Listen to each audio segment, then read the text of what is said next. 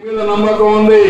మేము ముందుకు వస్తామని మీరు ముందుకు వచ్చి ఆ భూమి రాజధాని కోసం త్యాగం చేశారంటే అది ఒక చరిత్ర ప్రపంచంలో ఎక్కడా జరగల. ఈరోజు మీరు ఒకసారి చూస్తే చాలా దేశాలు ఉన్నాయి, ప్రజాస్వామ్య దేశాలు ఉన్నాయి.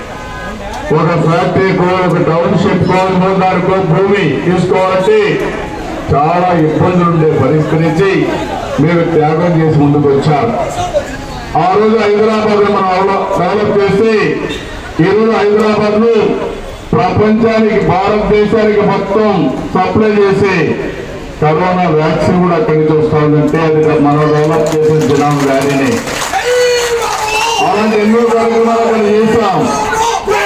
ఈ రాష్ట్రాన్ని మళ్ళీ నష్టపోయిన రాష్ట్రాన్ని బాగు చేయాలని, మళ్ళీ అన్ని రాష్ట్రాలతో సమానంగా తయారు చేయాలని ఒక పక్క పోలవరం, ఒక పక్క అమరావతి. అమరావతిని చంపాలనుకున్నారు కానీ అమరావతిని చంపే స్థైర్యం, శక్తి ముఖ్యమంత్రి